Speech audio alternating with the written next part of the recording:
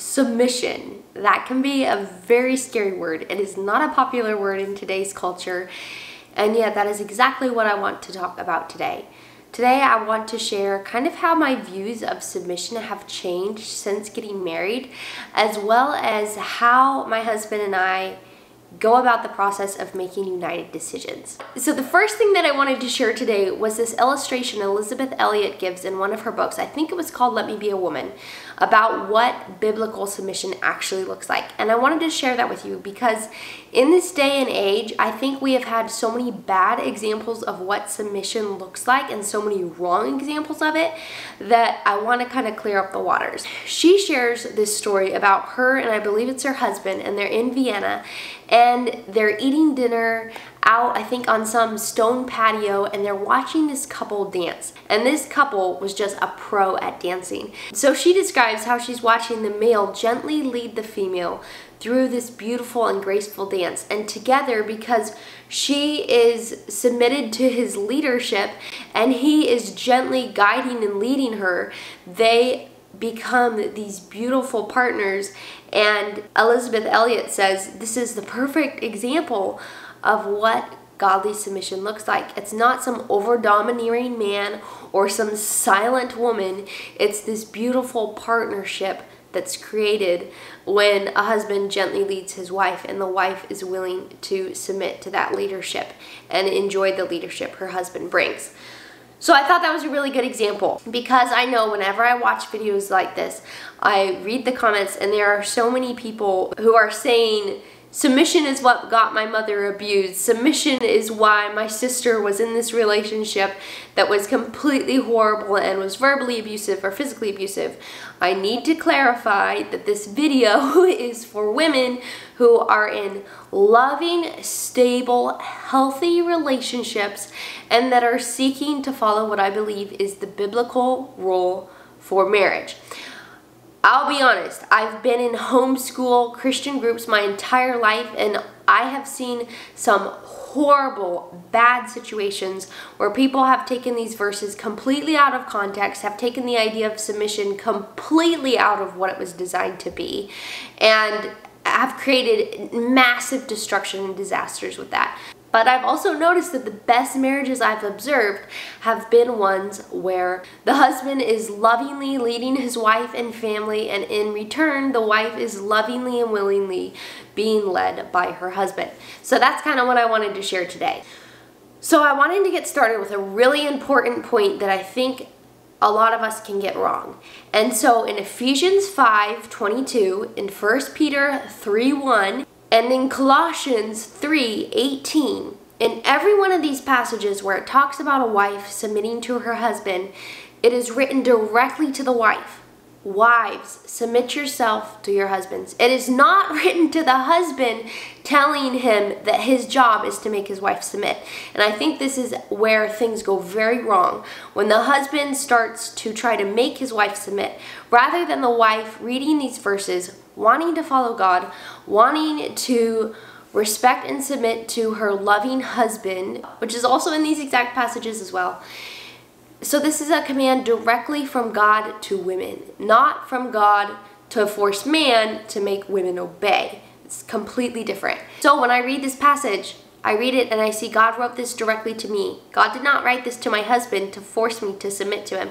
God wrote to my husband the exact message that he is to love me as he loves his own body. He is to cherish me, and he is to live with me in understanding. And so I think if we women would focus more on what God tells us to do, and men would more focus on what God tells men to do in a marriage, I think things would be so much better off than when wives are trying to force their husbands into giving them the love that they want, and husbands are trying to force their wives into giving them the respect or the submission that they want. That's my first point. This is written specifically to women. I don't think this is something where your husband can get up in arms against you and be like, you need to submit to me, woman. Just like I don't think us women should start attacking our husbands saying, well, the Bible tells you you're supposed to love me. So now I want to move into how my views of submission have changed.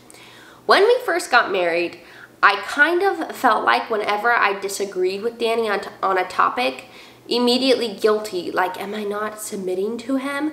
And also, sometimes I would not say my honest, genuine opinion because I thought that wasn't being submissive. And I realized this is not the right view of submission when I watched this video of this pastor's wife sharing that she had had the exact same problem. She had gone into marriage thinking that in order to be the ideal wife, you don't contradict your husband, you don't have different views than him, you never give your opinion if it's contrary to his own. And she realized that in order to actually be her husband's helper, God created her to voice and share her opinions and to balance out her husband and to say, hey, I don't think that's a good idea. Hey, I don't think that's a good decision. Hey, have you thought about it like this? And the funny thing is, my husband has encouraged me to be like this. He has always told me from the beginning, I want to know what you actually think. Tell me what your actual opinion is. It's important to me. I would way rather know than you just feel like you have to be quiet. And so I think this is a really big misconception that a lot of people have about submission, and is that it means you're like this silent slave. And I think that's very wrong. And I think it can be extremely harmful in a relationship because God didn't give women to men as their slave. He gave women to men as their helper. And part of being a helper is sharing your concerns. My dad used to always say, the worst decisions I made were the ones I made where I did not talk to your mom first, where I did not listen to her advice. Whenever mom and dad made a united decision, it was so much more successful and it went so much more well. And if you happen to be a husband watching this video, I can tell you that when you can make a united decision, which is, I think, ultimately the goal, it's no longer difficult for your wife to submit to your leadership because she knows she's being heard and understood and her point of view is being taken into consideration. Which I saw go wrong in some of these marriages growing up, where it was kind of like the husband wanted his wife to be a silent baby factory and felt as if she added no weight or no value to the relationship. And I think it's beautiful how the Bible actually teaches that it's not good for men to be alone. Men actually need us women and need us in our proper role.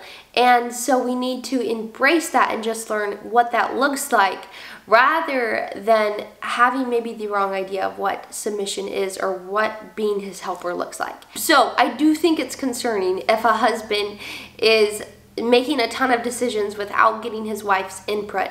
And I think your input is valuable to your husband. And a part of being his helper is giving him input that God maybe gave you that he didn't give him. So what about when a disagreement comes up? My husband and I, we so far have been married for almost 4 years. We have moved 2 times. We have bought 2 houses. We have had a baby. We have a second baby on the way. We've gone through some different things. We've had a death in our family. So we've gone through some different experiences already, even though we haven't been married that long. And so a lot of things have come up where we've had to make decisions. And so always what we do first when we have a big decision to make is we both voice our opinions. We both voice what we would prefer. We both tell each other what we would like. And that's the first thing we do when a decision comes up about, do we move? Do we buy this piece of property? What do we do in this situation? And so after we both understand kind of where the other person is coming from, sometimes Danny will say, hey, I'd like to buy this place. And I'm like, yeah, buy it. That's fine with me. I really have no opinion. I honestly don't care. Sorry, my brother's driving by on the tractor. And sometimes I'm really adamant about something and Danny really doesn't have much of an opinion. He's like, yeah, sure, go for it. But what about those times when we both have a very strong view and it's contradictory? This is when a lot of times we've kind of met in the middle. We've found a compromise. For an example, my husband's a fireman. He's an EMT. He's seen a lot of really bad, home birth situations, having your babies outside of the hospital, and he's heard a lot of bad stories. My mom had the last 3 babies at home, and they were the best births of her life. And so we come from these very different views, and I was very adamant about wanting to have an out-of-hospital birth, and my husband was very adamant about wanting, for my safety, me to have an in-hospital birth. And so we fought back and forth on this a ton. It was probably the biggest thing we've disagreed on so far in our marriage. And finally, I realized that I had shared with Danny what I'd prefer. I had shared with him why, and I just prayed and submitted it to God, saying, Lord, ultimately you can change his mind if he's wrong. Maybe there's some reason why something's going to go wrong in the birth, and we'll be happy that we had the baby in the hospital. And as soon as I told Danny, this is what I'd prefer, this is what I would like, but ultimately you're the man, you make the final decision, you have the responsibility, he changed his mind. And he's like, you know what, it's actually not that big of a deal. My husband recently gave me this example, and I think it's pretty funny, but I've observed it in our marriage and it seems to be true. He said, I think husbands can be like cats. They love rubbing up against your legs. They love being close to you.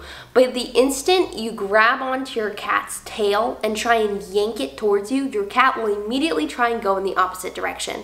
And I think this is true with everyone. We hate the feeling of being controlled. As soon as I feel controlled, I immediately want to do the opposite of the thing someone's telling me to do. And I think it's the same with our husbands. The moment we try to pin them down in some type of a chokehold and force them to do what we want them to do, they instantly want to do the opposite, just like I do if I feel controlled. And so I think it's the wrong approach when we try to control our husbands so much, rather than voicing our opinion, voicing what we prefer, and then saying, ultimately, I trust you though, and I'm going to pray that you'll make the right decision. And I've had so much more success with that approach than with the grabbing the tail approach and trying to force him to have the same view as me or to come to my side of the disagreement. So what about though in cases where there is no compromise? It's either you buy the property or you don't. You quit the job or you don't. There's no in between. And you both have very different views. Then I do believe, with the fear of God in their hearts, following the word of God, living with their wives and understanding, loving their wives as Christ laid down his life for the church, loving them in this type of a way, it is the husband's ultimate responsibility to make the decision, and it is my job to support him in that. Once my view has been stated, once my opinion has been taken into consideration, it's my job to say you're the leader and you make the decision and I will support you now that you know my view. And something I remind myself of as well is that ultimately in this situation where I've decided, you know what, this is my husband's job, I've told him what I think, I've told him my concerns, he's still wanting to make this decision, I can then take my concerns to a higher power, and that is God. And I can pray that if it's God's will, he will change Danny's heart. And I know God is powerful enough, he can do that. And if God does not change his heart, then maybe Danny knows something I don't know. Maybe God's given him some wisdom I don't have. And ultimately, I need to trust him. And ultimately, I need to trust that God is using Danny to lead myself and our family. I am very grateful in my mother and father's relationship and in Danny and I's relationship. We both had very similar approaches. We always share our points of view on both sides. We try to come to a unifying agreement in the first place. And so these situations haven't come up very often. In fact, for Danny and I, these situations are extremely rare. I don't know if I can actually think of an exact situation where ultimately I've had to submit to Danny doing something that I think is not the wisest. But I know they will come, and I know they came with my parents, and yet they made it through every single one of them because they followed these principles. This leads me to the last thing, and this is what about when your husband makes a decision and it was the wrong decision? I think it's still just as much our role to support and encourage our husbands when maybe we want to wag our fingers at them and be like, I told you that wouldn't work. You should have listened to me. I'm your helper. No, I don't think that's what our husbands need. I think our husbands need to know that even if they do happen to make the wrong decision, which we're humans, we all do, that we are going to love and support them despite that. And we're going to make the best of the situation. So I say all this today just to share that this is my view on submission, and it's led to me feeling so fulfilled and so heard and understood in our marriage, rather than feeling like all the pressure's on me to make all the decisions. And honestly, I don't think a lot of women want that at the end of the day. I think a lot of us women want a man who has our best interest at heart, but is willing to lead and provide and be a real man. And yet it also doesn't lead to this idea that we have to be these silent slaves that go about doing our husband's bidding. Something I also want to remind you all of, especially if you're really against the idea of submission, is that read the verses about the husbands. Read the verses of what God tells the husband their role is in the marriage, to be willing to lay down their lives for their wives.